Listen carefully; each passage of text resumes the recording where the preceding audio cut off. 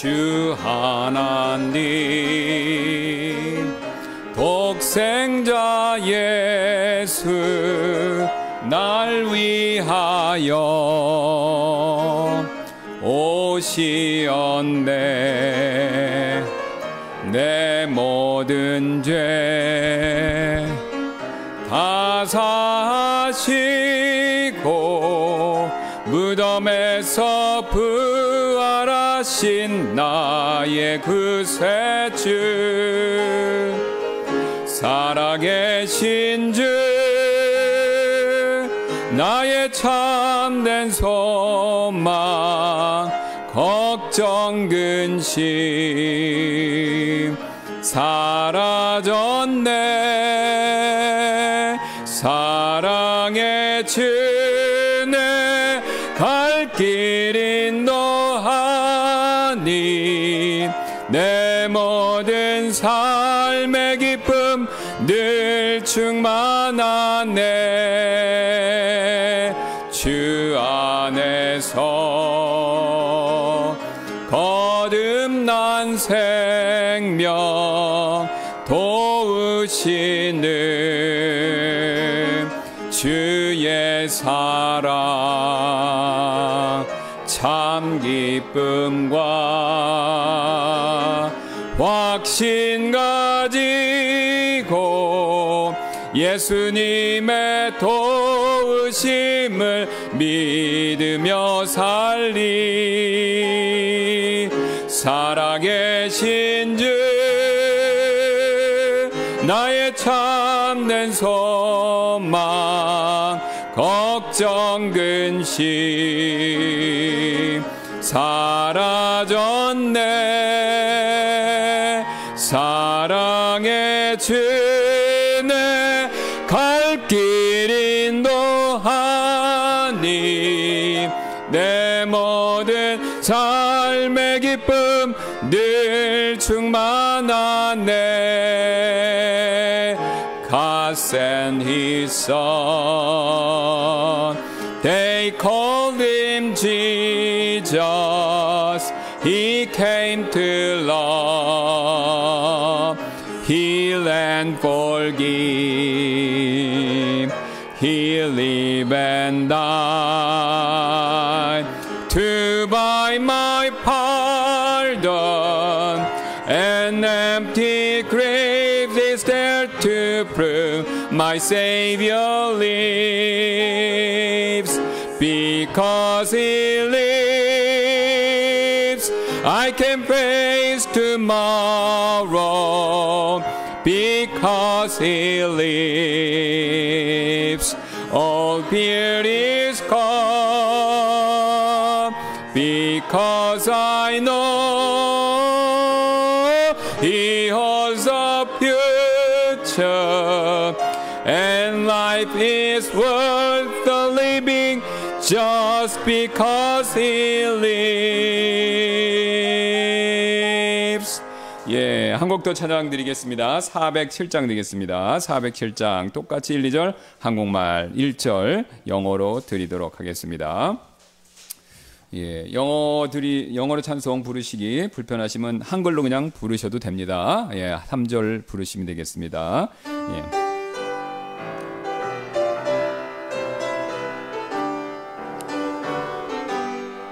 주는 나의 영원한 모 생명보다 귀하다. 나의 갈 길 다가도록 주와 동행하겠네.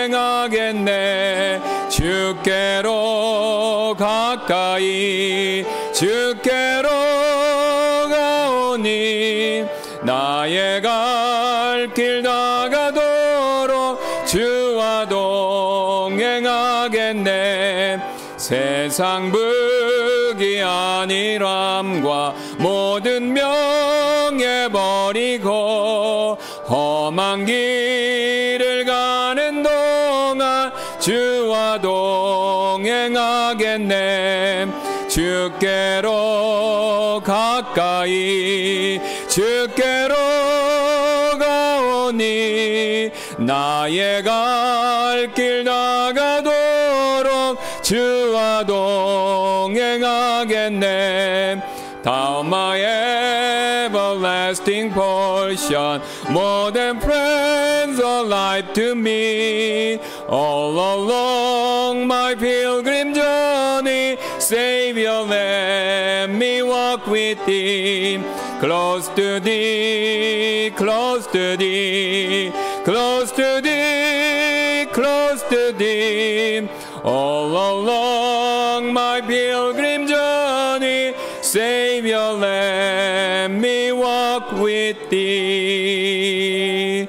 예, 우리 기도 제목용지 있으시면 봐주시면 감사하겠고요. 없으신 분들은 우리 문영재님께서 좀 나눠주시면 감사하겠습니다. 우리 장희자매님 이게 마이크가 안 나오는 것 같은데 이거 좀 확인 좀 해주세요. 예. 예, 우리 기도 제목 봐주시면요. 우리 가장 먼저 지난 주일에 우리 오후에 어린이 야외 활동 우리 그 안양천 가족공원에 있는 물놀이장에서 무사히 잘 마치게 되었는데요. 사진 제가 찍어서 준비했습니다. 여기 보시면 되겠습니다. 그래서 맨 왼쪽 우리 아이들 그 다음에 각각 개인적인 사진들인데 여러분 제가 이거 보여드리는 이유는요. 우리 교회의 미래 세대입니다. 또 여기 다 이제 어르신들이고 나이 있으신데 제가 지난 주일에 말씀 전했던 것처럼 우리가 자녀들한테 부모 세대에서 물려줄 수 있는 최고의 것은 무엇입니까? 돈, 지위, 명예 다 필요합니다. 저는 그걸 부정하는 건 아닙니다. 그러나 그것도 좋지만 제일 중요한 것은 믿음입니다. 신앙이죠. 대통령 되더라도 신앙 못 물려주어서 지옥 간다면 무슨 소용이 있겠습니까? 그래서 우리가 신앙을 신앙만 물려주고 딴 건 필요 없다 그런 것은 아니고요.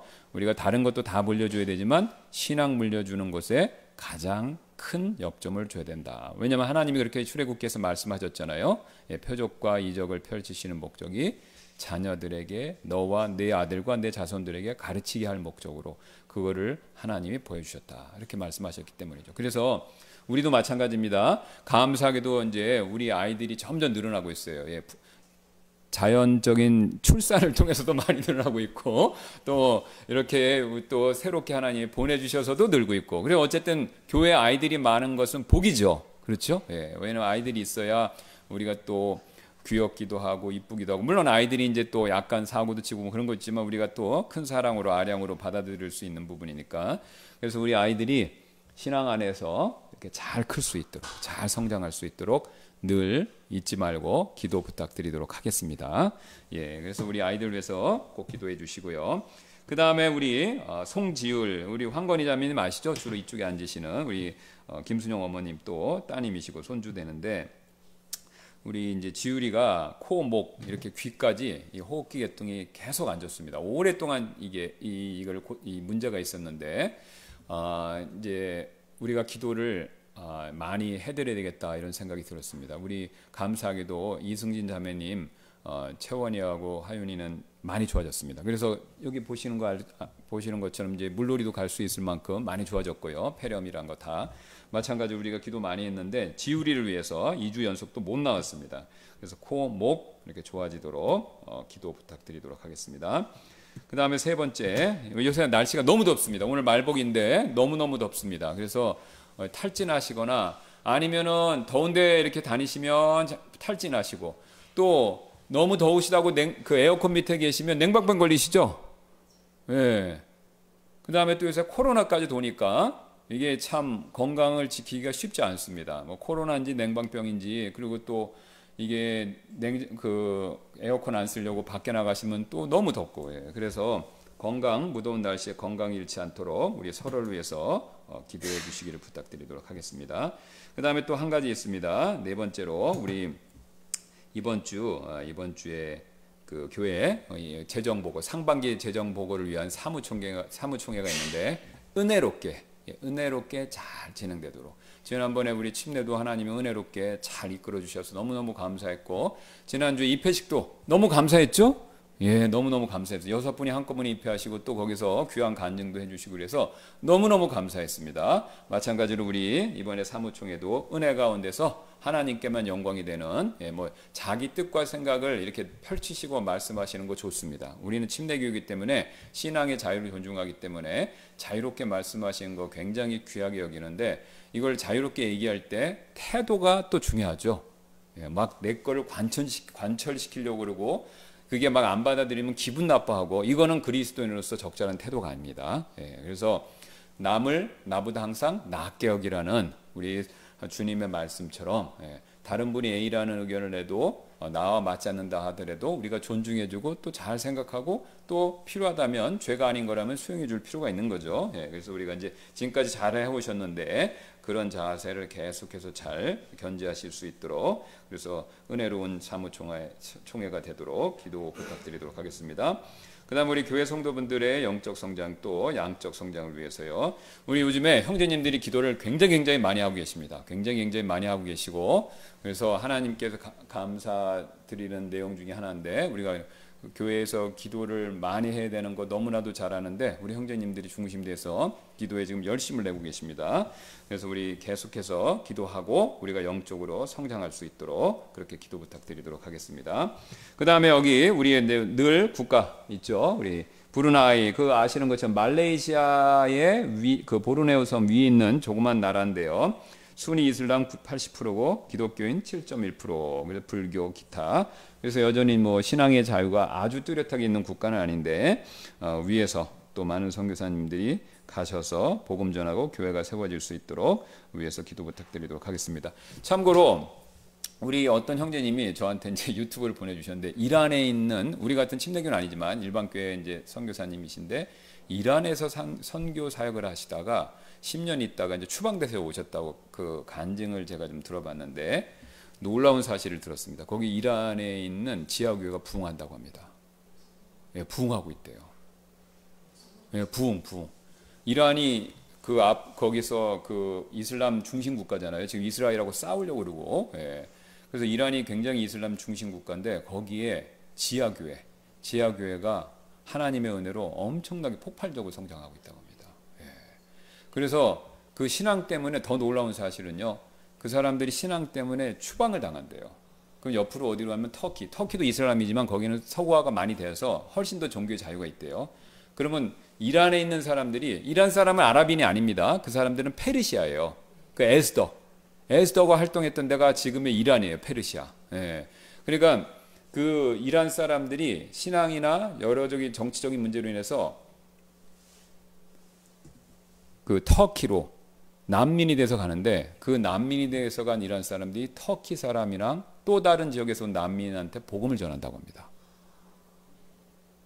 그래서 거기서 신기한 거는 터키는 지금까지 그러니까 터키가 아시죠? 비잔틴 제국의 수된 콘스탄티노플을 점령하고 나서 터키는 한 번도 기독교가 일어난 적이 없습니다. 그 지역에. 이슬람 중심 국가 있잖아요. 오스만 투르크의 후손이잖아요. 오스만 투르크가 얼마나 무서웠냐면 유럽 사람들도 벌벌 떨었습니다. 전성기 때는. 그래서 그 오스만 투르크의 후손이 터키라 기독교를 굉장히 박해하고 기독교에 완전 적수했는데 그 난민들이 중심이 돼서 터키의 50개 지역에 교회가 생겼대요. 터키 사람들 스스로가 아니라 난민들이 중심이 돼요. 이란 출신 난민들이 중심이 돼서 50개 지역에서 교회들이 생겼대요. 터키 역사 이래로 오스만 투르크가 생긴 이래로 터키가 계속되는 거죠. 한 번도 기독교가 그렇게 퍼진 적이 없는데 지금 그게 일어난다는 거죠. 그러니까 이것은요 하나님이 역사하신다는 거, 역사하시는 겁니다. 역사하시는 거죠. 그러니까 우리가 지금 이렇게 보여드리고 하는 기도가 헛것이 아닙니다. 우리가 기도하시면은 하나님이 때가 됐을 때 우리의 기도를 들으시고 물론 이제 우리의 기도만 들으셔서 하는 건 아니죠. 하나님의 섭리적인 계획은 다 있는 거죠. 근데 우리의 기도를 하나님이 또 들으시고 그때를 또 앞당기실 수도 있는 거니까. 그래서 하나님이 허락하셔서 놀라운 부흥들이 일어나는데 지금 이제 이슬람이 철벽성으로 뭐 기독교가 까딱도 없는 것 같지만 놀랍게도 그 안에서 기독교 복음이 일어나는 거죠. 여러분 근데 굉장히 이상한 일이 벌어지고 있어요. 서유럽은 제가 선교사님 뭐 외교관도 우리 교회 옛날에 출신들이 있었잖아요. 우리 만델라 형제 같이 남아프리카 공화국 대사 1등 서기관이 있지 않습니까? 그 얘기 들으면요 신앙의 중심 국가였던 영국 같은 경우는요, 교회 안 나간다는 거예요. 젊은 사람 다 축구장 간다는 거죠. 주일에도. 예, 그리고 복음 전하면 싫어하고 막 화를 내고 박해한다는 거예요. 오히려. 그래서 지금 프랑스 보세요. 천주교 국가지만 완전 엉망되지 않았습니까? 그러니까 유럽은요, 하나님을 버리고 있어요. 그러니까 유럽이 힘이 빠지는. 그러니까 성경이 분명히 나왔죠. 하나님을 버리면, 이스라엘 하나님 버리면 하나님도 이스라엘을 버리는 거죠. 물론 이스라엘 민족 전체를 완전히 없앤다는 게 아니라 하나님께서 복 주시는 일을 줄이신다는 거예요. 그래 유럽은 왜 세하냐? 하나님 버리기 때문에 그렇습니다. 반대로 신기하게 저런 이슬람 국가, 그죠? 예, 비기독교인 국가에서 복음이 지금, 여러분 그 중국은요, 지금 세계 최고의 기독교인이 많은 국가가 어딘 줄 아세요? 중국이에요, 중국. 예, 인구가 많아요. 2억이. 정확히 통계가 안 나옵니다. 왜냐면 다 시진핑 정권에 너무 박해를 해갖고 다 지하로 숨었대요. 그래서 통계가 안 나온다고 합니다. 그래서 숫자가 왔다 갔다 하게 하지만 맥시멈으로는 2억까지 본대요. 그럼 지금 세계 최고의 많은 기독교인을 갖고 있는 국가가 중국이에요, 중국. 네, 중국입니다. 여러분 놀라운 건 북한에도 기독교 있는 거 아시죠? 기독교인들이 있어요, 지하교회에. 예. 지금 우리가 그래서 그 비밀리에 이걸 밝히면 안 되기 때문에 이게 몰라요. 이게 또 어디서 보고 있는 우리를 또 보면서 체크할지도 모르는데 이게 있어요. 우리가 루트가 다 있습니다. 루트가 있어요. 그래서 지금 다 북한에도 기독교인들이 있어요. 예. 그러니까 우리가 하나님이 어떻게 일하시는지는 모른다는 겁니다. 하나님이 어떻게 일하시는 거 모르는 거예요. 예. 그러니까 어쨌든 복음은 우리의 생각이나 예상과 다르게 계속해서 퍼져나가고 있어요. 계속해서 퍼져나가고 있어요. 이런 게 뉴스가 안 돼서 그렇지 계속 복음은 퍼져나가고 있습니다. 그러니까 우리가 그 하나님의 지상 대명령, 예수님의 지상 대명령에 어떻게든지 우리가 일조해야 되죠. 예, 일조해야 되는 거죠. 뭐 기도를 하시든지 물질로 하시든지 직접 가시든지 일조해야 됩니다. 예.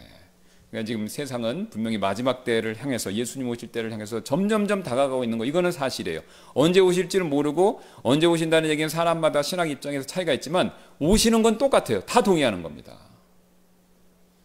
그러니까 오시는 쪽으로 가는 건 아무도 부정 못해요. 불신의 세상도 그걸 얘기해요. 말세라고 그러잖아요. 그죠? 예. 그래서 우리가 계속해서 기도하시고 또 우리가 보내고 또 우리가 헌신하시고 그럴 필요가 반드시 있습니다. 또 우리 교회 선교사님, 우리 이제 베트남, 또 이 앰플리오 선교사님도 얼마나 베트남에서 지금 선교 사역 열심히 하고 계십니까? 예. 또 위에서 기도해 주시고요. 그다음에 교회 봉사 우리 김진호 병장님 되겠고, 한국 독립침례교회 놀매침례교회 되겠습니다. 논산에서 황상희 목사님. 지난번에 우리 봤죠? 새로 예배당 얻으셔서 또 열심히 하시고 그 알코올 중독 사역도 하시고 그 마지막도 간증이 참 마음에 와닿지 않았습니까? 예, 하나님의 그 손길을 체험하고 싶으시다면 교회 개척에 참여해 보시라고. 예. 자, 그래서 우리 황 목사님 위해서도 기도하시고 또 우리 교회 가족과 그 자녀분들, 우리 이정단, 우리 모매님 되겠습니다. 잊지 말고 기도해 주시고 새 성경 사역. 그 다음에 미국은 이제 대통령 선거를 앞두고 있는데 어쨌든 우리가 정치적으로 누굴 지지하냐 상관없이 공의로운 통치자가 나와서 하나님의 공의에 힘입어서 올바르게 통치하는 그런 대통령들이 되도록 우리 기도 부탁드리고, 그 다음에 이스라엘 위해서 잊지 말고 기도 부탁드리도록 하겠습니다. 예, 그래서 우리 앞에서 말씀드렸던 거 세 가지, 예, 먼저 세 가지 우리 문영재님 기도해 주시고 제가 나머지 기도하고 마무리하도록 하겠습니다.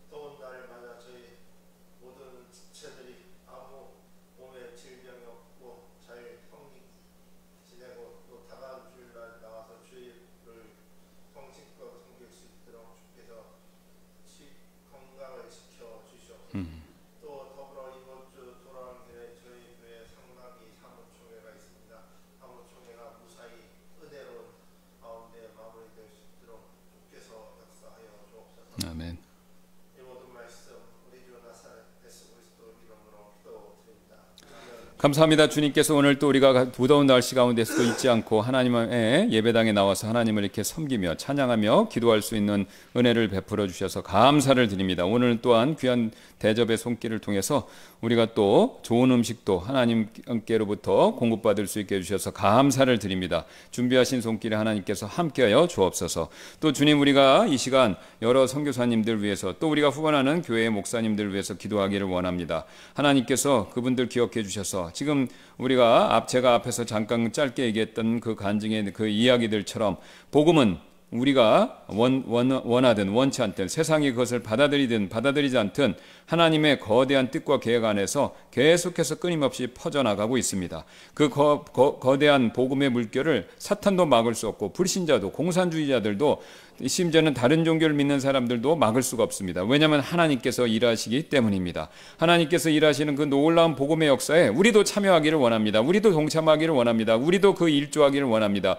그래서 우리가 이 시간 기도합니다. 주님, 우리가 섬기는 선교사님들 기억해 주시고 우리가 그분들을 위해서 기도할 때 하나님께서 그분들에게 더 놀라운 은혜와 복음 사역에 힘을 주셔서 더 잃어버린 영혼들이 주님께로 돌아오는 역사가 있도록 도와주옵소서. 또 우리가 드리는 물질에 또 하나님 함께해 주셔서 그분들을 도울 때 그 물질 사역이 하나님의 왕국이 그리스도의 왕국이 더 확장되는 데 사용될 수 있도록 도와주옵소서. 청컨대 만약 주님이 원하신다면 우리 가운데서 특히 젊은 사람들 가운데서 우리의 자녀들 가운데서 하나님의 부르심이 있어서 또 직접 가서 복음을 전하는 그런 사역에 헌신하는 사람들도 나오도록 도와주옵소서. 우리가 자녀들에게 물려줄 수 있는 가장 귀한 것은 신앙입니다. 그 신앙을 자녀들이 물려받고 또 주님을 위해서 헌신하는 더 많은 자녀들이 나올 수 있도록 하나님께서 은혜를 베풀어 주옵소서. 이 시간 후에 우리의 살피는 하나님의 말씀 시간에도 함께해 주셔서 놀라운 하나님의 말씀을 우리가 전하고 들을 수 있도록 도와주시기를 원하며 감사드리며 모든 말씀 예수님의 존귀하신 이름으로 기도드렸습니다. 아멘. 예, 우리 찬송가 한 곡 더 부르도록 하겠습니다. 626장 이 찬송은 세 절 다 한국말로 드리도록 하겠습니다. 626장.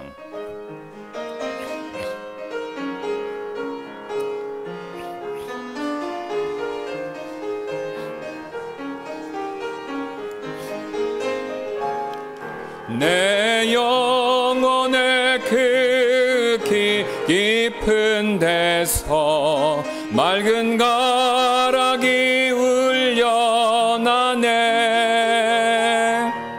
하늘 곡조가 언제나 흘러나와 내 영혼을 고이 싸네.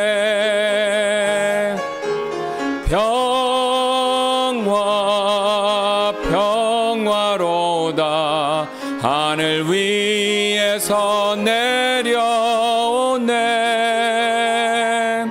그 사랑의 물결이 영원토록 내 영혼을 덮으시네. 내 마음속에 솟아나 이 평화는 깊이 묻힌 보배로다.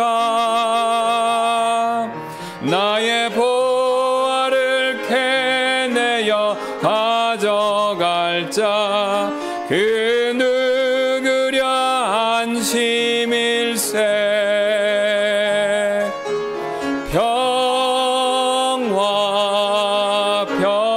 평화로다 하늘 위에서 내려오네. 그 사랑의 물결이 영원토록 내 영혼을 덮으시네. 내 영혼의 평화가 넘쳐남은 주가 주신 복 받음이라. 내가 주야로 주님과 함께 있어 내 영혼이 편히 쉬네.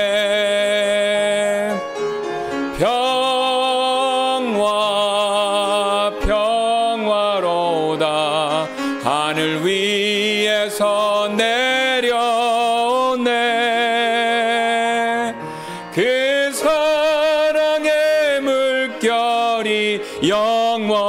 영원토록 내 영혼을 덮으시네. 예, 제가 나눠드린 유인물 봐주셔도 되고 아니면 성경 말씀 가지고 계신 분들은 창세기 21장 보도록 하겠습니다. 창세기 21장. 우리가 이 전체 1장 1절부터 21절 전체를 볼 텐데요. 시간 관계상 우리 1절부터 13절까지만 먼저 제가 읽고 이것과 관련된 말씀 살펴보는 시간 갖도록 하겠습니다. 창세기 21장 1절부터 13절까지 말씀입니다. 주께서 말씀하신 대로 그분께서 사라를 찾아오셨고 또 주께서 말씀하신 대로 사라에게 행하셨더라. 이는 사라가 수태하고 하나님께서 아브라함에게 말씀하신 그 정한 때 곧 그의 늙은 나이에 아브라함에게 아들을 낳았기 때문이라. 아브라함이 자기에게 태어난 자기 아들 곧 사라가 자기에게 낳아준 아들의 이름을 이삭이라 불렀더라. 그리고 아브라함이 자기 아들 이삭이 태어난 지 8일이 되자 하나님께서 전에 그에게 명령하신 대로 할례를 행하였더라. 아브라함에게 그의 아들 이삭이 그에게 태어났을 때 그가 100세더라. 사라가 이르되 하나님께서 나로 하여금 웃게 하셨으니 듣는 모든 자가 나와 함께 웃으리로다 하더라. 또 그녀가 이르되 사라가 자식들에게 젖을 주겠다고 누가 아브라함에게 말하였으리요? 이는 내가 늙은 그에게 아들을 낳았기 때문이라 하더라.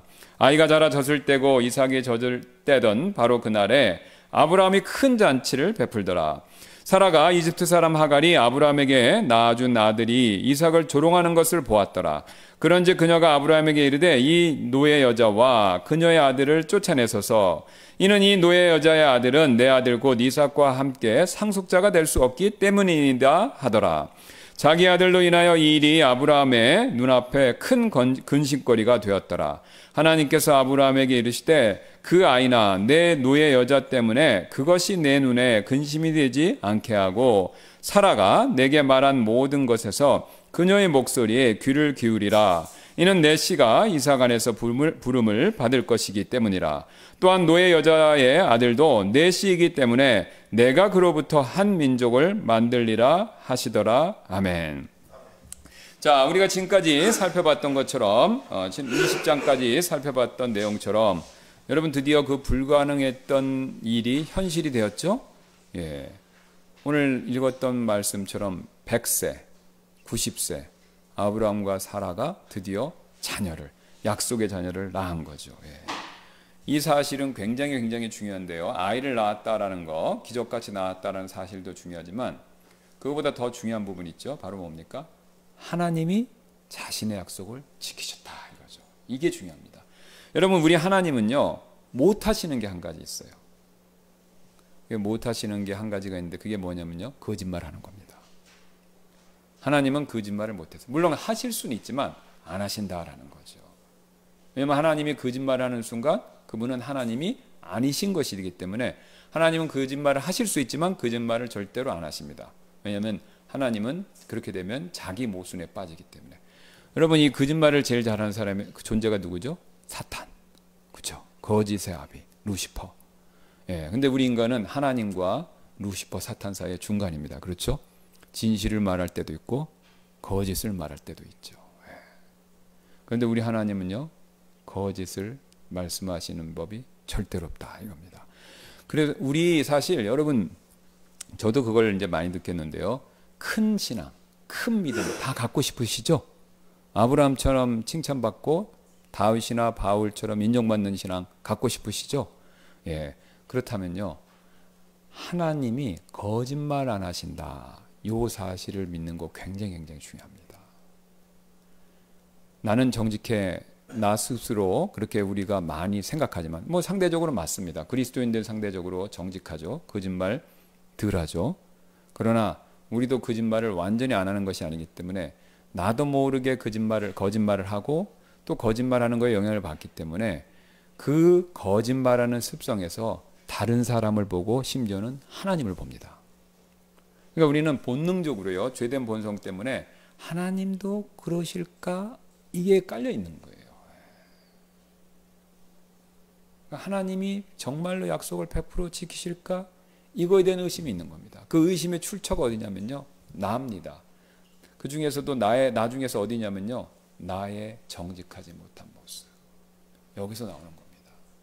이게 있어서 여러분, 거짓말, 사기꾼에 많이 속으신 분들은 특징이 있어요. 남의 말 못 믿으세요.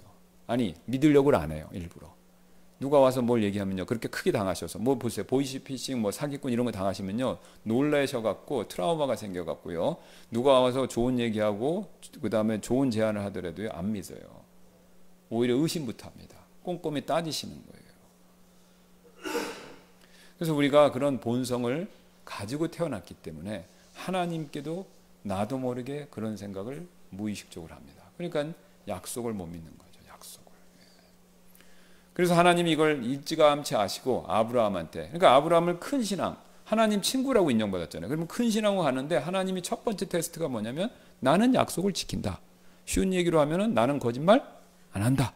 너는 그걸 믿어야 된다 이거예요. 그거를 믿게 하는데 몇 년 걸리신 거예요? 25년이 걸린 거죠. 우리도 마찬가지입니다. 우리가 필요한 게 있어요. 하나님께 기도할 제목이 있습니다. 또 하나님의 도움을 받아야 될 내용들이 있어요. 그렇죠? 재정, 경제, 가정, 교육, 뭐 너무 셀 수 없이 많죠. 그런데 왜 때때로 하나님은 그걸 빨리 들어주지 않으실까요? 왜 꼭 필요한 일인데 하나님의 응답이 늦을까요? 오늘 아브라함의 이야기가 그것에 대한 한 가지 답을 주는 거죠. 하나님의 거짓말하지 않으심, 하나님은 자신의 약속을 지키신다라는 것을 확실히 믿는 거, 하나님은 그거를 우리에게 훈련시키길 원하신다라는 겁니다. 그래서 그런 면에 있어서 아브라함의 이야기는요, 먼 옛날에 성경책에 나오는 옛날 이야기에서 멈추는 게 아닙니다. 왜요? 동일한 하나님이 동일한 방식으로 동일한 죄인들을 다루고 있기 때문에 그렇죠. 구원받았다 하더라도요. 그래서 하나님이 우리에게도 요구하시는 게 똑같습니다.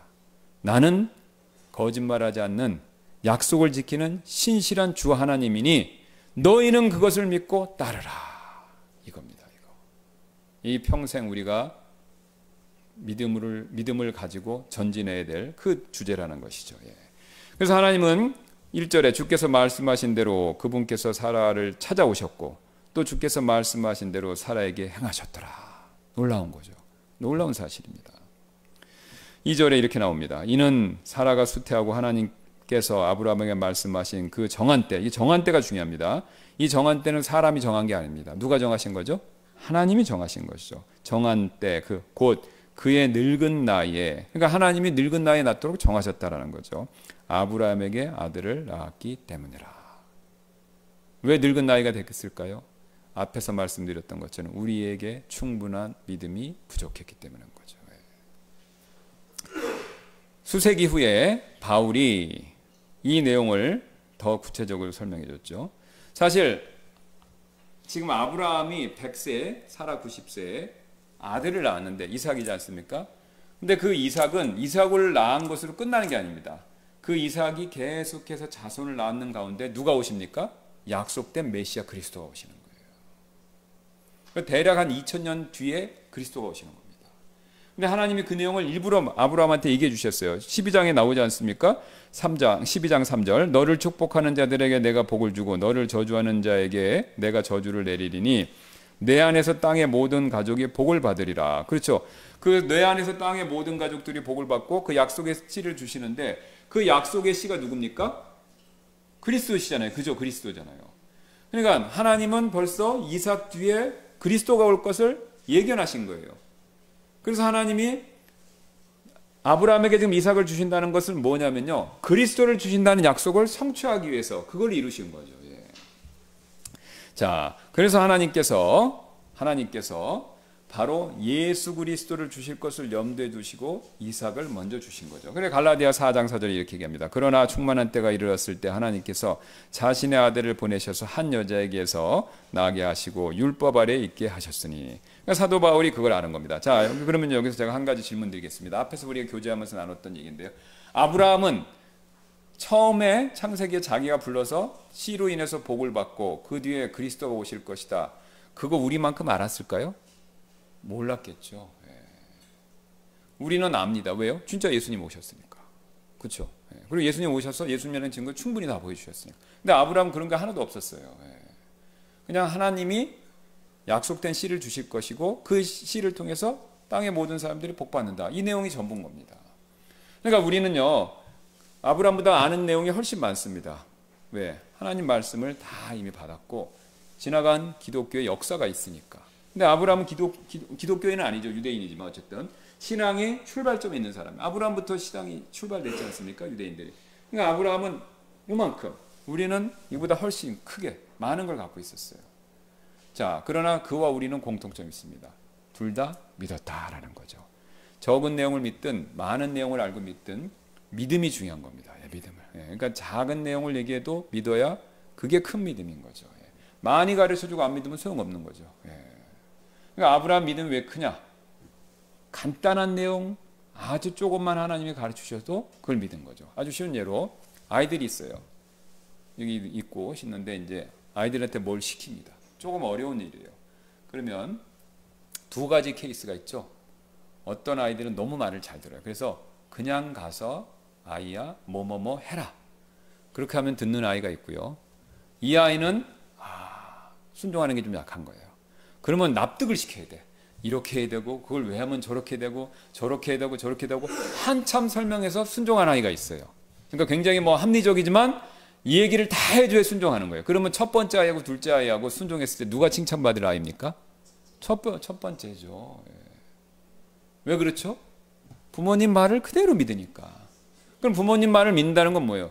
부모님의 인격을 신뢰하는 거죠. 우리 부모님이 나한테 뱀을 갖고 오라고, 그죠? 예수님 표현처럼 엉뚱한 걸 시키는 게 아니고 나를 위해서 뭔가 좋은 일을 시키고 꼭 필요한 일을 시키시는구나. 그걸 부모님의 사랑과 인격을 신뢰하니까 그걸 믿는 겁니다. 그렇죠. 똑같습니다. 우리도 하나님을 믿는다라는 것은 결국은 하나님이 어떠하신 분인가 이거를 알고 그걸 신뢰하는 겁니다. 이게 굉장히 중요한 거죠. 자, 그래서 분명히 하나님이 정하신 때 그렇게 아브라함에게 약속의 아들을 주셨고, 아주 재미있는 것은요, 그 이름을 하필 이삭. 여러분 이삭이라는 이름 때 아시는 분 아시죠? 웃음. 이삭이란 말 뜻이 웃음이에요, 웃음. 근데 재밌죠? 지금 아브라함이 요 이삭이란 이름을 주기 전에 아브라함이 이제 사라를 통해서 그 하갈 이스마엘이 아니라 이제 사라를 통해서 자녀를 낳게 될 것이다. 그걸 최초로 가르쳐줬어요. 그러니까 하나님 나타나시니까 아브라함이 엎드려서 이렇게 하나님 말씀 들으면서 엎드려서 웃었다라는 내용이 나와요. 그렇죠? 엎드려서 웃었는데 그 뒤에 하나님이 이제 사라가 아들을 낳을 거고 그 아들의 이름을 이삭, 웃음으로 지으라는 거예요. 그러니까 아브라함이 하나님께서 아들을 사라를 통해서 아들을 주신다고 했을 때 웃었어요. 사라도 장막 뒤에서 웃었어요. 근데 하나님이 하필 그 아들의 이름을 뭘로 줬어요? 웃음이라고 지은 거죠. 하나님이 이게 굉장히 흥미로운데 하나님이 유머가 있으신 거예요. 그래서 우리의 성경에 하나님은 유머, 위트가 있으신 분이에요. 왜? 보세요. 아브라함이나 사라가 웃은 거는 기뻐서 웃은 걸까요? 그때 웃었던 거는 아니면 약간 조롱이나 불심이나 아니면 그럴 수 있을까? 뭐 이런 웃음이었어요. 어떤 웃음이라고 생각하세요? 불신의 웃음이었죠. 불신의 웃음이죠. 나중에 하나님이 장막 뒤에서 사라 웃었다니까 안 웃었다 거짓말한 거 보면 찔린 거 보면 사라가 그 믿음으로 웃은 게 아니에요. 그렇죠? 아우 감사합니다. 아멘. 그래서 기뻐서 웃은 게 아니었다는 겁니다. 그럼 불신과 조롱의 웃음이었는데 하나님이 하필 아들의 이름을 웃음이라고 딱 짓게 하신 거예요. 그럼 나중에 아브라함이 웃음이를 딱 낳고 나서 웃음아 그럴 때 무슨 생각 들었을까요? 아이고 내가 옛날에 불신으로 하나님한테 엎드려서 웃었는데 아이고 좀 창피하네. 사라는요? 사라도 내가 장막 뒤에서 속으로 웃었는데 창피하겠죠. 근데 놀라운 것은요. 하나님은 그걸 정죄를 안 하십니다. 뒤에 살펴보겠지만 사라가 하나님이 나를 웃게 하셨고 또 사람들도 웃게 하셨다 그래요. 여러분 여기 중요한 게 있습니다. 비웃음이요 기쁨의 웃음으로 바뀐 거예요. 불신의 웃음이요 신앙의 웃음으로 바뀐 겁니다.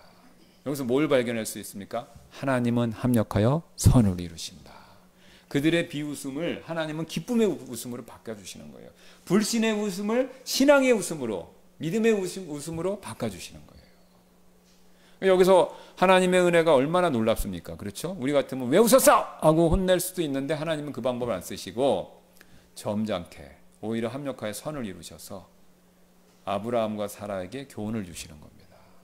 그래서 웃음이 이삭을 볼 때마다 자신을 되돌아보고, 근데 빙긋 자기들도 웃었겠죠. 아, 하나님 은혜가 크구나. 이삭을 보고 기뻐서도 웃었겠지만 또 얼마나 이뻤겠어요.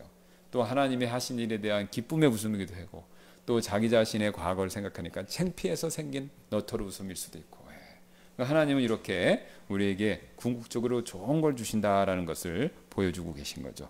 자, 그런데 이렇게 이제 기쁨의 웃음을 웃었는데 창세기 21장 6절 7절 보겠습니다. 사라가 이르되 하나님께서 나로 하여금 웃게 하셨으니 듣는 모든 자가 나와 함께 웃으리로다. 그렇게 말씀하셨죠. 자, 그러면서 7절에 또 그녀가 이르되 사라가 자식들에게 젖을 주겠다고 누가 아브라함에게 말하였으리요. 이는 내가 늙은 그에게 아들을 낳았기 때문이라 하더라.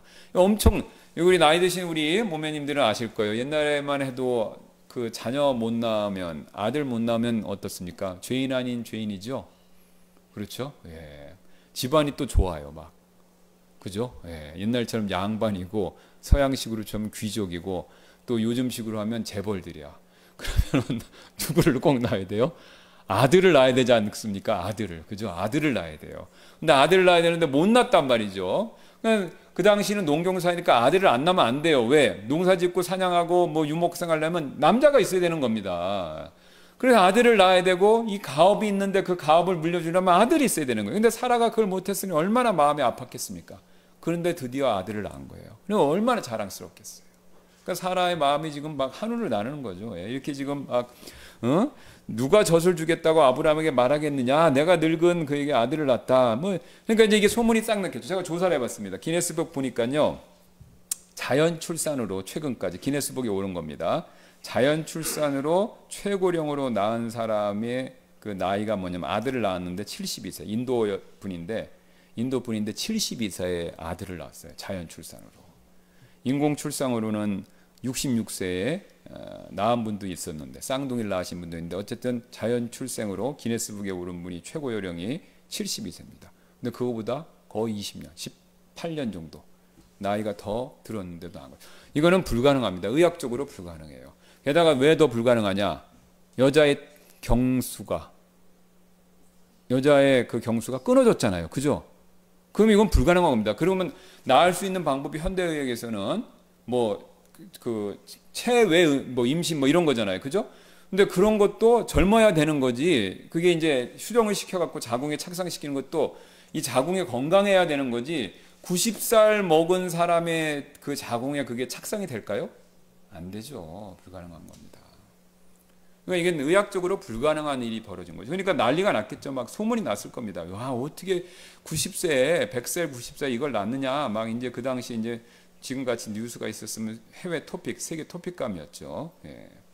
그래서 엄청나게 큰 기쁨이 있었고, 그래서 이제 잔치를 벌입니다. 그래서 거기 이제 젖을 뗐을 때 큰 잔치를 벌였다라는 내용이 나오죠. 근데 유대인들의 전통에 의하면 보통 3살이 되면요, 젖을 떼고 3살이 되면 잔치를 한다고 합니다. 그래서 추정컨대 아마 이삭이 3살이었을 것으로 추정해요. 유대인들이, 제 얘기가 아닙니다. 유대인들은 그렇게 생각해요. 예. 그래서 이제 3살쯤 되었을 때 아브라함이 이제 큰 잔치를 배설한 거죠. 그러면 아들이 이제 낳고 아브라함이 이제 이게 이삭 3살짜리를 봤었을 때 아브라함 얼마나 기뻤겠습니까? 이 아들이 바로 나의 모든 것을 계승할 상속자다. 그리고 이 상속자를 누가 주셨다? 하나님이 주셨다. 그리고 정확히는 잘 무슨 내용인지 아주 자세히 모르지만 어쨌든 이 아들을 통해서 땅에 있는 모든 사람이 복을 받을 것이다. 이렇게 아브라함이 그 선언을 했겠죠, 분명히. 예. 놀라운 순간이었을 겁니다. 예. 자, 그런데 호련히 아브라함의 집안에 어둠이 찾아왔습니다. 그게 뭐냐면 9절 보실까요? 사라가 이집트 사람 하갈이 아브라함에게 낳아준 아들이 이삭을 조롱하는 것을 보았더라. 1라운드가 끝나고, 집안 갈등 1라운드가 끝났죠. 1라운드는 뭐였습니까? 그렇죠. 하갈이 임신했을 때 사라를 무시하면서 한번 크게 부딪혔죠. 2라운드가 시작된 거예요. 2라운드는 이번에 누구하고요? 하갈이 낳은 이스마엘하고 사라가 낳은 이삭하고, 2라운드는 또 이제 아들들끼리 부딪힌 겁니다. 물론 이제 그 엄마들하고도 관계도 있죠. 크게 부딪혔습니다. 그랬더니 사라가 크게 이번에도 경노를 해서 10절에 이렇게 얘기합니다. 그런즉 그녀가 아브라함에게 이르되 이 노예 여자와 그녀의 아들을 쫓아내소서. 이는 이 노예 여자의 아들은 내 아들 곧 이삭과 함께 상속자가 될 수 없기 때문이다 하더라. 여러분, 사람이 참 이상합니다. 우리가 한국말로 한국 사람들 아는 속담으로 화장실 들어갈 때 하고 화장실 나올 때 틀리다고 얘기가 있죠. 여러분, 지금 아브라함이 자식이 없었을 때 이 자식을 갖게 하자고 대리모를 쓰자고 제안했던 사람이 누굽니까? 사라죠, 사라. 사라가 이걸 제안했어요. 그리고 하갈이 좀 지혜가 있었으면 그 사라를 고마워하고 나서질 않았으면요, 사라가 이스마엘을 엄청 이뻐했을 거예요. 왜요? 어쨌든 대리모로 그 당시 문화지 않습니까? 이제 후손으로 법적으로는 아무 문제가 없으니까 이 아들이 이제 상속자가 된다. 내 양아들이다. 양자다. 그래갖고 사라도 이뻐했을 거예요. 왜? 자기가 계획하고 아브라함이 승인한 거니까. 그래서 그처럼 사라도 이뻐하고 그랬을 텐데 사실 하갈의 그 문제로 인해서 사라가 마음 안에 쓴뿌리가 있기 때문에 그것을 못 잊었기 때문에 이제는 어떻게 나오는 겁니까? 정반대로 나와서 마치 하갈과 이스마엘이 있어서는 안 되는 사람처럼 쉬운 얘기로 우리가 하는 말로 못 잡아먹어서 안달이 된 거죠. 처음엔 좋았지만 지금은 너무나도 미운 겁니다. 너무나도 미운 거죠. 이 중간에 낀 아브라함은 괴로웠습니다. 그렇죠? 아브라함은 입장이 또 틀려요. 자, 사라에게 있어서는 이스마엘은 자식이 아니에요. 그렇죠? 자기 낳은 게 아니지 않습니까? 그러나 아브라함에게 있어서는 이스마엘은요, 자기 자식이죠. 자기 시잖아요. 아브라함은 또 입장이 틀린 거예요. 근데 이제 아브라함이 가만히 보니까 이게 이 사람이 굉장히 이 사람이 호인해요. 우리말로 하면. 어떻게 하냐? 11절 보세요. 자기의 아들로 인하여 이 일이 아브라함의 눈앞에서 큰 건신거리가 되었더라. 이거 재밌는 건요, 보세요. 지금 10절, 위에 10절이나 밑에 하나님 말씀하신 내용 보면요, 이스마엘을요 노예 아들이라고 불러요. 성경은 일부러. 근데 유독 아브라함만 뭐라고 불러요? 자기 아들이라고 부릅니다. 그러니까 아브라함은 사라처럼 매몰찬 사람이 아니었던 거예요. 아브라함도 사라처럼 에이 끝내버리자 이렇게 할 수 있었죠. 골치 아프니까. 그런데 아브라함은 그렇게 하지 않은 겁니다. 자기 아들이라고 굴고 근심거리가 됐다는 거예요. 근심. 그러니까 그게 뭐예요? 내 아들로 인정했고 그 다음에 그것으로 인해서 괴로워한 거죠. 피는 물보다 진하고 인간의 그런 본성을 아브라함은 저버린 사람이 아닙니다. 우리 롯하고 봤을 땐 굉장히 대조되죠. 롯은 욕심 때문에 자기 혈육인, 자기 삼촌인, 그죠? 아브라함을 떠나서 그냥 가버렸는데 아브라함은 그렇게 안 합니다. 자, 아브라함이 이스마엘이 성경을 연구한 분들이 추정컨대 아마 10대 중반이었을 거로 추정이 됩니다. 그러니까 15살 뭐 플러스 마이너스 되겠죠. 그러면 사춘기 소년이에요. 그러면 이제 이스마엘 입장으로 한번 돌아가서 보겠습니다. 여러분, 이스마엘이 이삭 태어날 때까지는요 대접 받았겠죠. 상속자라고. 비록 자기 양어머니 사라가 눈치는 좋겠지만 어쨌든 자기 아버지 아브라함이 자기 이뻐하고 상속자로. 그러니까 사라가 낳기 1년 전까지는 아브라함은 몰랐어요. 아브라함은 사라가 웃었다는 건요, 그 전까지는 믿은 겁니까? 안 믿은 겁니까? 안 믿은 거예요. 그럼 안 믿었다는 건 뭐예요? 이스마엘이 상속자라고 확신한 거예요. 태어나기 1년 전에 하나님 딱 나타나셔서 사라다. 이스마엘이 아니고 사라가 낳은 아들이, 이삭이라는 아들이 상속자가 될 거다, 그런 거죠. 그러니까 태어나기 1년 전까지는 뭘 믿은 거예요? 계속 이스마엘이 상속자라고 믿은 겁니다. 그럼 아브라함이 상속자로서 그냥 둔 게 아니라 그 당시는요 가르칩니다. 자녀들을. 지금처럼 막 방치하고 키우는 게 아니라 가르쳐야 돼요. 왜? 아브라함이 재산이 많기 때문에 그거를 어떻게 되는 겁니까? 물려줘야 되니까 그걸 어떻게 되는지, 목장을 어떻게 되고, 뭐는 어떻게 되고, 뭐는 어떻게 되고, 뭐 어떻게 되고, 이거를 다 가르치는 거예요. 다 가르치는 거예요. 큰 재산을, 큰 집안, 큰 많은 종들을 이끌 수 있는 리더십을 가르치는 거예요. 그러면 아브라함이 이스마엘을 계속 가르쳤겠죠. 그러면서 내 자식으로서, 상속자로서 막 키웠겠죠. 그러면 이스마엘 입장에서 생각해 보세요. 아버지가 나를 상속자로 생각하고 막 가르쳐주고, 그래갖고 나는 상속자가 맞구나 그랬는데 어느 날 갑자기 이삭이 태어난 거예요. 그리고 3년 뒤, 그리고 3살 되는 해 돌잔치죠. 우리로 치면 돌잔치를 한 걸 보니까 이거 뭡니까? 자기 완전 뭐 된 거예요? 낙동강? 오리알 된 거죠. 우리 식으로. 예. 아니 이거 어떻게 된 거야? 그동안 아버지랑 그쪽 모든 사람들이 나를 상속자로 여겼는데 이삭이 갑자기 태어나더니 이삭 돌잔치 하는 거 보니까 사람들이 이제 스포라이트가 자기한테 오는 게 아니라 다 어디로 가는 거예요?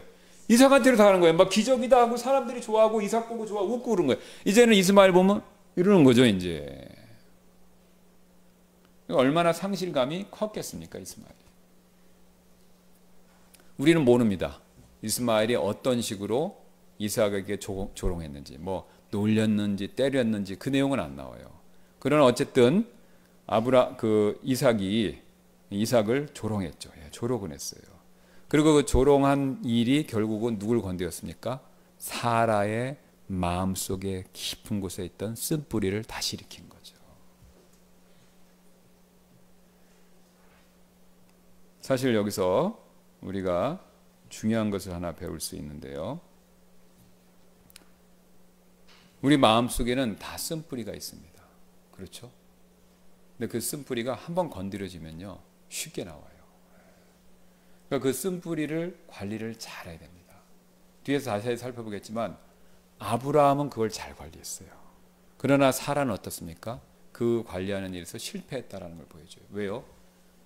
사라는 과거에 했던 것과 똑같은 패턴으로 지금 하갈뿐만 아니라 이스마엘을 대하고 있어요.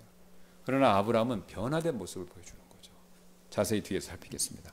자, 이렇게 이스마엘에 대한 악감정, 이게 이제 사라가 막 폭발했죠. 예. 그러니까 사라는 이로 인해서 그것을 컨트롤하고 그것을 자기가 조종하는 일에 실패했다라는 것을 보여줍니다. 사실 여러분, 우리가요 살아가면서 쓴뿌리 없는 사람이 없어요. 그렇죠? 남편한테도 있어요. 그렇죠? 시부모한테도 있어요. 친정엄마한테도 있을 수가 있어요. 그 다음에 심지어는 말 안 듣는 자식한테도 있을 수가 있어요. 친구들도 있을 수 있고 심지어는 같은 교회 성도들한테도 있을 수가 있어요. 우리 죄된 세상 살면서 죄 안 짓는 사람이 없고 알게 모르게 일부러 그러는 사람도 있고 모르게 피해를 주는 경우도 있습니다. 상처 주는 사람들이 있어요. 그러면 다 상처를 받고 우리 안에 마음에 괴로움이 있고 그게 쓴뿌리와 상처의 흔적들이 있습니다. 상처받는 일, 상처 주는 일이 없어야 되지만 현실적으로 그게 불가능합니다. 그러니까 우리는요 내가 상처를 받았다고 괴로워해요. 물론 맞는 말입니다. 근데 상처를 받는 일을 피할 수는 없어요. 문제는 뭐냐? 진짜 여러분 문제는 뭔지 아십니까? 내가 상처를 받았던 그 상처를 어떻게 해결할 것인가, 이게 문제인 거예요. 우리는 단지 상처받은 일로만 힘들어합니다. 그걸로 인해서 붕괴해요. 여러분 화는 다 내요. 그렇죠? 누가 나한테 상처 줘서 화내는 건 자연스러운 거예요. 그러나 상처받은 나한테 내가 받은 그 상처를 어떻게 해결할 것인가, 이 부분에 있어서 우리가 훈련되고 이 부분에 있어서 하나님 방법을 따르지 못하면요 그 상처가 점점 심해지면서 골마지면서 오늘 사라처럼 과거의 내 모습을 그대로 드러낸다라는 겁니다. 여러분 사라 입장으로 돌아가 생각해 보세요. 사라가 꾹꾹 누르고 참고 있었다는 거죠. 그렇죠? 하갈에 대한 미움이 해결 안 된 겁니다. 쫓아보냈지만 누가 다시 되돌려 보냈어요? 하나님이. 그것도 천사를 보내서. 그렇죠? 그리고 말 들으라고 그랬잖아요. 그러면 이제 하갈이 진짜 마음으로 말 들었는지 하는 척만 했는지 그건 모릅니다. 그러나 어쨌든 사라한테 와서 잘못했다 그러고 겉으로는 어떻게 됐을까요? 하는 척을 했겠죠. 그렇겠죠? 네. 그럼 사라가 그걸 볼 때 어땠을까요? 첫 번째 안, 용서해 준다. 두 번째 안, 용서해 주는 척만 한다. 둘 중에 뭔지 모릅니다. 그러나 사라는요 진정으로 용서하기 어려워했다라는 건 오늘 사건을 통해서 알 수 있는 거죠. 여러분 그럼 그 오랜 시간 동안 사라가 하갈을 볼 때마다 어떻겠습니까? 마음이 안 좋았겠죠. 괜히 눈짓이라도 자기를 무시하는 것 같은 게 있으면요 이렇게 했겠죠. 그렇죠? 네. 그러니까 사라만 힘들었던 겁니다. 사라만 힘들었던 거예요. 사실 우리가 그렇게 살 필요가 없습니다. 쓴뿌리 돋아나면요 나만 손해요. 그래서 히브리서 12장 15절 이렇게 말씀하죠. 부지런히 살펴 어떤 사람도 하나님의 은혜에서 떨어지지 않게 하고 어떤 쓴뿌리가 돋아나 너희를 괴롭게 하여 그것에 의해 많은 사람이 더럽혀지지 않게 하며. 쓴뿌리 있습니다. 근데 이거 돋아나는 걸 막아야 돼요. 사라는 오늘 도전하는 걸 막는데 실패한 겁니다. 과거의 일이 또다시 그녀의 행동을 통해 드러난 거죠. 자, 반면 아브라함은 어땠을까요? 자, 아브라함은 이삭 낳고 야, 이제 모든 게 해결됐다. 드디어 이제 자식을 얻었구나. 그런데 다시 지금 자기 아내하고 그죠? 하갈, 이삭하고 이스마엘 이렇게 제2차 세계대전이 또 생긴 거잖아요. 자기 집안에서. 그죠? 그러니까 아브라함은 얼마나 괴롭겠습니까? 무슨 생각 들었을까요? 괜히 내가 우리 와이프 말 듣고 이거 해갖고 이렇게 됐네 지금. 그럼 아브라함이 후회됐겠죠. 진작 하나님 말씀 믿을 걸. 그렇죠? 그러니까 아브라함 깨달은 게 있을 겁니다. 하나님은 진짜 약속을 지키시는구나. 시간은 하나님께 문제가 안 되는구나. 이런 상황도 문제가 안 되는구나. 하나님 약속은 지키시는구나. 근데 괜히 자기가 누구 말 듣고 자기 와이프 말 듣고 세상 풍습 따라 대리모를 얻었다가 지금 어떻게 된 겁니까? 완전 낭패 본 거죠. 이제 책임은 다 누구한테 오는 거예요? 자기한테 오는 거죠. 지금 이제 사라 말을 더 안 들을 수도 없어요. 왜? 사라가 누굴 낳았어요? 이삭을 낳았잖아요. 그죠? 이삭을 낳았으니까, 이제 이삭을 낳은 게 확실하니까, 낳았으니까, 이게 이삭이 100% 맞아요. 그렇다고 해서 이스마엘을 버려요? 못 버리죠. 자기도 사람인데, 10몇 년 이상 자식으로 길렀는데, 이스마엘을 버릴 수도 없는 거잖아요. 그러니까 아브라함은 이도저도 못하는 굉장히 어려운 순간에 빠진 거죠. 그런데, 그때와는 다르게, 아브라함이 다른 모습을 보여주죠. 자, 여기서 우리 한 가지 중요한 사실을 배울 수 있습니다. 그 원칙 한번 봐주세요. 원칙 1번. 우리 대부분은 인생의 어느 시점에 자신의 실수나 다른 사람들의 죄가 우리 삶에 미친 영향으로 인해 과거의 죄의 결과를 경험하게 될 것입니다. 그렇죠? 앞에서 말씀드렸던 것처럼 내가 실수로 그러든 아니면 남이 실수로 그러든 어떤 죄가 있으면요, 죄에 따른 결과는 반드시 되돌아오게 되어 있습니다. 여러분 아시잖아요. 여러분의 전화가 구원받기 전에 알코올 중독자였어요. 그럼 예수님 믿고 회개했어요. 그렇다면 알코올 중독자에서 술도 다 끊었어요. 그러나 지방간이 된 거예요. 그럼 그게 갑자기 낫는 경우가 있을 수도 있지만 어떻습니까? 지방간의 건강이 훼손된 문제는 내가 안고 가야 되는 문제가 될 수 있다는 거죠. 그렇죠? 네. 도박을 너무 많이 했어요. 그래서 손가락 자른다는 약속하고, 이거 극단적인 예입니다. 그래서 손가락 하나 잘랐어. 그런데 도박을 못 끊었어. 그래갖고 계속 또 도박을 할까 말까 하다가 결국은 예수님 만났어요. 자, 그렇다고 잘라진 손가락이 돌아옵니까? 안 돌아오죠. 예, 이건 어쩔 수 없는 거예요. 다윗 보세요. 회개했죠? 우리 아내 바세바하고 회개해서 하나님이 죽이시진 않았어요. 다윗 천국 갔습니다. 그러나 그 뒤에 자신이 지은 죄에 대한 결과는 누가 담당한 겁니까? 자기가 지은 거죠. 자기가 지은 거예요. 그러니까 여러분, 죄는요, 될 수 있으면 짓지 말아야 됩니다. 그러니까 모양이라도 상가는 게 맞는 거예요. 왜요? 죄에 대해서는 반드시 대가 봅니다. 물론 죄 진다고 우리가 구원받고 죄 진다고 지옥 가는 거 없습니다. 천국 가지만 살아가는 동안 그 죄에 대한 결과는 내가 짊어지게 돼 있어요. 또 그것으로 인해서 그리스도의 심판석에서 상 더 많이 받을 거 못 받은 거잖아요. 그렇죠? 그거에 대한 책임도 내가 지는 거예요. 상이 주는 것도 사실입니다. 그러니까 죄는요, 이 세상과 영원에서 영향을 미치는 게 맞습니다. 나의 천국 가는 권한을 빼앗는 건 아니지만 내 삶, 이 땅에서의 삶과 천국에서의 삶의 행복감을 줄이는데 죄는 분명히 역사를 한다는 거예요. 그러니까 우리가 천국 가는 것만 생각하고, 여러분 요즘에 뭐 여행들 많이 가시는데 제주도 간다고 생각해 보세요. 제주도 모든 사람들이 다 가는데 어떤 사람은 비행기 대한항공 1등석 타고 어떤 사람은 2, 3만 원짜리 싼 거 가고, 예, 제주도 가는 건 똑같습니다. 그래서 이왕이면 다홍치마라고 어떤 거 타고 가고 싶으세요? 대한항공 1등석 타고 가고 싶은 거죠. 제주도 가서도 누구는 막 그 별 5개짜리 호텔 거기 살고 싶고, 누구는 그냥 민박 같은 데서 뭐 하룻밤에만, 그 다 제주도에 있다가 다 온 거예요. 다 갔다 왔다 그래요. 근데 거기서 즐기는 내용은 뭐 어떻습니까? 다 차이가 있죠. 바로 그겁니다. 이 땅에서 우리가 얼마나 거룩한 삶을 사느냐에 따라서 영적인 행복과 그 다음에 하나님 우리가 그 천국에서 또 장차 천년왕국으로 이어지니까 천년왕국에서 우리가 누리는 복의 반드시 죄가 영향을 미친다라는 겁니다. 그러니까 우리가 그걸 간과하시면 안 됩니다. 그러니까 아브라함 복 받았잖아요. 약속의 이삭 받았잖아요. 그러나 그 결과가 어떻습니까? 여전히 미치지 않습니까? 더 나아가 아브라함이 이삭을 낳고 이스마엘을 대리모를 통해서 이스마엘 낳은 결과가 지금 후에 아랍 족속이 돼서 지금도 싸우잖아요. 지금 싸우려고 그러지 않습니까? 그러니까 평생 자자손손 어려움을 남겨준 거죠.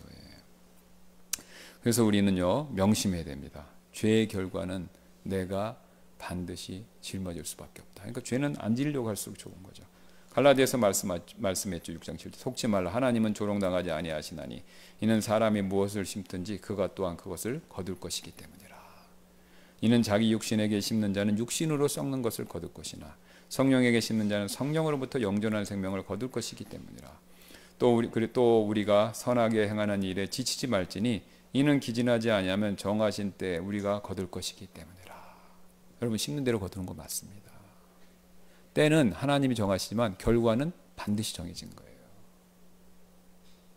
그러니까 우리가 이런 말씀을 잘 생각하시면서 거룩한 삶을 살아야 되는 이유가 된다는 겁니다.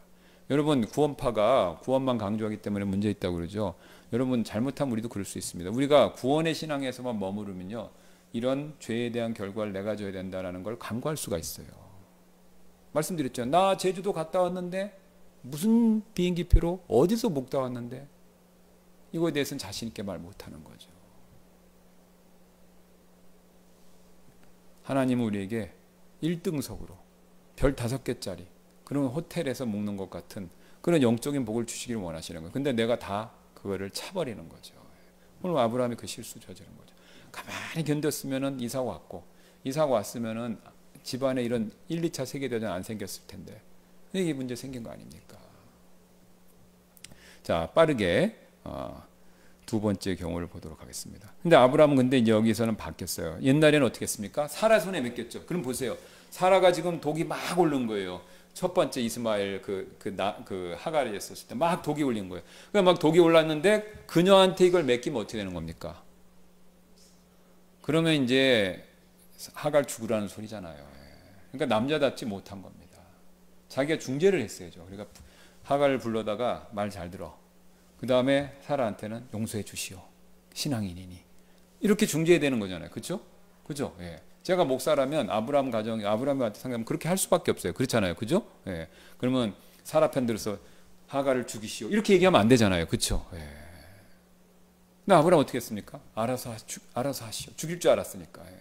어떻게 보면 좀 남자답지 못한 거예요. 아브라함이 남자답지 못한 면을 몇 번 보여주죠. 자기 아내인데 아내가 아니라고 그러죠. 지금도 발 빼는 거예요. 지금. 예.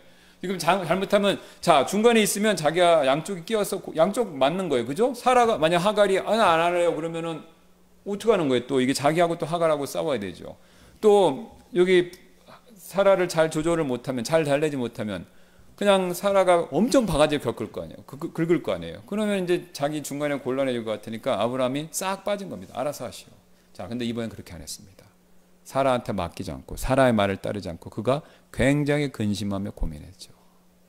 이건 뭘 보여줍니까? 자기 아들이라고 보이면서 아브라함이 기도하며 하나님의 때와 방법을 구한 거죠. 그러자 놀랍게 하나님이 나타나셔서 어떡합니까?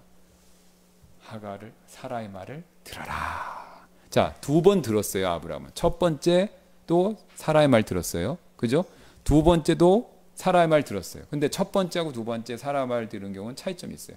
첫 번째는 하나님의 지시 없이 들었고 두 번째는 하나님의 지시 없이 들은 거예요.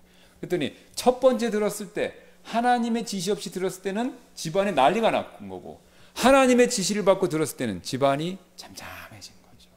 여러분, 똑같은 일이라고 하더라도요, 하나님의 인도함을 받고 안 하고에 따라서 결과는 차이가 있습니다. 여러분이 돈 벌려고 계획 아무리 기가 막히게 세웠다 하더라도 하나님의 도움을 안 받으면 소용이 없을 수가 있어요. 여러분이 자신의 자녀들을 잘 교육시키려고 마스터 플랜을 짜고 어렸을 때부터 막 학원에 뭐 다 하더라도요, 하나님의 인도함을 안 받으면 그 교육이 헛것이 될 수 있습니다. 물론 그렇다고 하나님 인도함만 구하고 기도만 하고 아무것도 하지 말라 이 뜻이 아닙니다. 가르치고 공부시키고 필요한 거 서포팅 해주고 해줘야죠. 그러나 하나님의 인도하심과 하나님의 뜻을 구하는 것 없이 하면요, 효과가 없다 이겁니다. 2번 똑같이 했지만 결과는 차이가 났죠. 그 뒤에 아브라함의 마음은 평안이 찾아왔겠죠. 물론 갈등은 있었겠죠. 자, 여기서 중요한 원리를 배울 수 있는데요. 어떤 우리의 짐들은요, 어떤 문제가 생겼을 때 그 문제를요 해결할 수도 있고, 죄에 따라서 어떤 문제가 생기잖아요. 그 문제를 해결할 수도 있고, 하나님이 해결해 줄 때도 있고, 해결해 주지 않는 것도 있어요. 그럼 해결해 주지 않는 건 지고 가야 돼요. 아주 쉬운 예로 바울의 육체의 가시. 3번 구했지만 하나님이 안 들어주셨죠. 그러니까 바울은 그걸 육체의 가시에 눈의 문제라고 다들 생각하는데, 그거를 안고 가는 거예요. 그렇죠? 안고 가야 되는 게 있는 겁니다. 그러면 다윗이 여기서, 바울이 여기서 포기 안 하고 들어줄 때까지 1000번 기도, 소용없는 겁니다. 그러니까 이 육체의 가시, 눈 문제로 우리가 믿는데, 이거는요 바울이 천국 갈 때까지 계속 안고 가야 되는 문제입니다. 그럼 하나님 일부러 괴로움 주시냐? 아니죠. 이거를 통해서 하나님이 바울에게 또 깨달음을 주셨잖아요. 그죠? 내 은혜가 내게 족하다. 내가 약할 때 그리스도를 통해서 강해준다. 다른 영적인 복이 온 거예요. 아브라함도 똑같습니다. 아브라함이 데리모 통해서 이스마엘을 낳은 거, 이거 실수예요. 잘못이지만, 그렇다고 하나님께 기도했고 이삭이 태어났지만 이게 문제가 원점으로 돌아간 게 아니다라는 겁니다. 그리고 안타깝게도 아브라함이 자기 손으로 자기 자식을 내보냈어야 돼요. 그러면 아브라함도 사람인데 생각나겠죠? 생각나겠죠. 그렇죠? 이삭 보면 즐겁겠지만 자기 자식 이스마엘이 얼마나 컸을까 생각나겠죠. 흥미로운 사건은 나중에 아브라함이 죽었을 때 이스마엘이 장례 지내러 옵니다. 생각났을 거예요. 어쩌면 사람 무서워서 연락을 못 취했을 수 있어요. 아브라함은 평생 짐인 거예요. 자기가 안고 와야 되는 일이다 이거죠. 그러니까 우리도 그래야 되는 일들이 있습니다. 그러니까 건강의 문제든지 뭐 재정의 문제든 뭐든지 다 있어요. 그리고 기도합니다. 근데 하나님이 해결을 안 해주실 수도 있는 거예요. 그죠? 그러면 안 해주시면 나 신앙 포기할래 그러시면 안 되고요. 그거를 하나님이 안고 가라는 뜻으로 여기고, 그것을 내 십자가로 여기고 가져갈 필요가 있다라는 겁니다. 아브라함은 그 짐을 가져간 거예요. 마지막으로 3번째 교훈입니다. 이 모든 문제는요, 우리가 살고 있는 이 세상에 죄 때문에 생긴 겁니다. 그렇죠? 현재와 미래에 우리가 그리스천으로 직면하는 많은 문제들은 세상에 있는 죄의 영향으로 인해서 발생한 것이다. 자, 여러분 좀 넓은 시각으로 보면요, 아브라함이 잘못한 거, 이거 사실 근본적으로는 아브라함 탓은 아닙니다. 지금 아브라함은 갈대아 우르부터 하란을 거쳐서 나와서 뭐 하겠다고 지금 여기까지 온 거예요? 하나님 잘 섬기겠다. 하나님 때를 순종하겠다. 근데 순종하겠다고 했는데 결국 데리모라는 세상 문화의 영향을 아차하고 받아들여서 이게 생긴 거죠. 그렇죠? 네. 아브라함의 기본 취지는 좋은 겁니다. 그럼 아브라함은 왜 데리모를 했어요? 만약에 하나님의 약속이 없었으면, 자식 낳는 약속 없으면 데리모 취했을까요? 아브라함 취했을까요? 안 했죠. 안 했어요. 아브라함 대리모 취할 생각이 전혀 없었어요. 왜? 부인이 있는데요 지금. 엘리에셀이나 롯한테 주려고 생각을 했을 거예요. 엘리에셀은 분명히 나오니까. 그러면 왜 대리모 하는 걸 왜 했습니까? 아브라함이? 하나님 명령에 따른답시고 하나님이 원하시는 건 아니지만 어쨌든 하나님 일을 돕겠다고, 사람이 돕겠다고 한 거잖아요. 그죠? 그러니까 아브라함도 일종의 피해자입니다. 왜요? 세상의 죄 때문에 영향을 받고 자기도 실수한 거니까. 그러니까 우리가 이 세상에 있는 모든 문제들은요, 잘 따져보면요, 다 죄악에서부터 오는 겁니다. 다 죄악에서. 이 죄악에서 오는 거예요. 죄된 것에서 오는 일이다라는 거죠. 그러니까 우리가 이 관점을 명심하실 필요가 있습니다. 그래서 우리가 죄된 것으로 오기 때문에 이 죄의 문제를 잘 해결하기 위해서 우리가 노력을 해야 여러 가지 아브라함이 겪었던 그런 문제로부터 벗어날 수 있다라는 거죠. 그러기 위해서 제가 마지막에 거기 있는 원칙들을 보겠습니다. 과거에 어떤 일이 있었든지 간에 나는 내 자신의 죄를 고백하고 하나님의 용서를 받아야 됐습니다. 그렇죠? 아브라함 잘못했는데 인정했죠? 그죠? 그걸 인정했다는 표시가 뭡니까? 할례. 그렇죠? 지난 시간에 배운 거 기억나시죠? 할례를 직시로 행했잖아요. 그러면 아브라함이 그거 인정했다는 뜻이에요. 할례는 마음의 할례고, 마음의 할례는 뭡니까? 마음 안에 있는 육신이나 정욕이나 이런 것들 잘라내는 거잖아요. 그 죄된 부분 잘라내는 거잖아요. 자, 할례의 원리가 그거죠. 그러니까 자기가 잘못했던 거 인정했어요. 그리고 하나님의 용서를 받아들였다는 거죠. 그러면 아브라함이 지금 이스마엘하고 하갈 문제로 괴로워했을 때 하나님이 나 용서 안 해주셨나? 이 생각은 안 했을 겁니다. 하나님께 회개했어요. 하나님은 용서해 주셨어요. 그래서 하나님이 나타나셔서 말씀도 해주시고 그 다음에 이스마엘도 복받게 해주시겠다 약속해 주셨죠. 그러면 그걸 통해서 아브라함은 용서받은 걸 안다는 거죠. 알았다는 겁니다. 하나님이 용서를 해주셨다. 그걸 받아들인 거예요.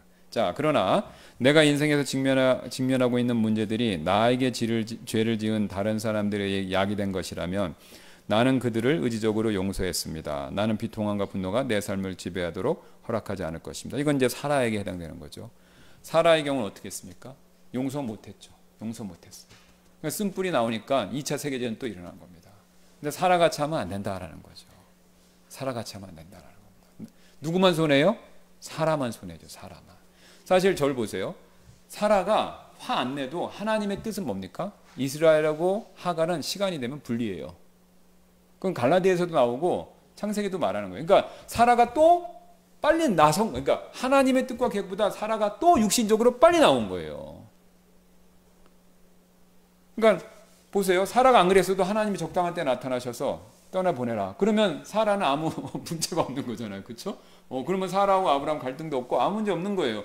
근데 사라가 어떻게 된 거예요? 육신이 있으니까 또 나선 거예요. 그렇죠? 하나님보다 또 앞서간 거죠. 그러니까 사라만 뭐가 된 겁니까?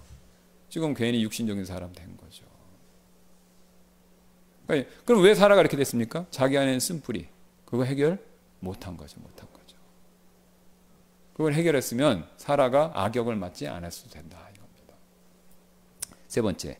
나는 내 과거에 지은 죄의 실체와 그 죄가 내 삶에 어떤 영향을 미치고 있는지를 직시했습니다. 그러니까 있는 그대로 본다는 거죠. 나는 그 문제들을 부정하거나 그 문제들에 대해서 무책임한 행동하지 않을 것입니다. 나는 내가 바꿀 수 있는 것을 바꾸고 있으며 하나님의 도움을 통해 내가 바꿀 수 없는 것들과 함께 살아가고 있습니다. 아브라함이죠. 그렇죠? 문제를 그대로 인정하는 거예요. 아브라함도 그 문제를 그대로 인정했습니다. 그래서 바꾸기를 바랬는데 안 바꿔진 거 있는 거예요. 그러면 안 바꿔진 건 안고 가는 겁니다. 하나님이 가시 바울의 경우처럼 안 바꿔주셨잖아요. 그죠? 그럼 그건 내가 십자가로 지고 가는 거예요. 그럼 여러분 배우자 문제, 자녀 문제, 건강 문제 다 있어요. 다 있으세요. 그럼 하나님한테 다 간청했을 거예요. 근데 들어주신 것도 있고 안 들어주신 것도 있어요. 그럼 안 들어주신 문제 어떻게 하냐 이거죠. 신앙 포기입니까? 그리고 원망하는 겁니까? 그건 답이 아니죠. 나만 손해죠. 안고 가셔야 되는 거예요. 뭐로 생각하시고요? 십자가라고 생각하고. 다윗은요. 우리아의 아내 바세바하고 뒤에 벌어진 일을 평생 안고 갔어요. 시편 보시면 그거 구구절절 나옵니다. 그 죄가 항상 나에게 있다 그랬잖아요. 그러니까 우리가 원하든 원치 않든 내가 잘못했든 다른 사람이 나에게 잘못을 범했든 죄의 문제가 생기고요. 그 죄의 문제는 하나님이 해결해 주시는 것도 있고 해결해 주지 않는 거는 내가 안고 가야 된다라는 겁니다. 그거를 외면하거나 무책임하게 포기하거나 덮고 가서는 안 된다 이거죠.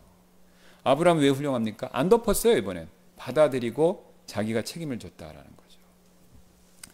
자, 마지막으로 죄 많은 세상에서 하나님 위해 산다는 것은 항상 어느 정도의 감정적 어쩌면 신체적 불편함을 동반한다는 것을 알고 있습니다. 따라서 저는 제 자신의 어리석은 행동으로 인해 불필요한 문제를 일으키지 않도록 노력하고 있습니다.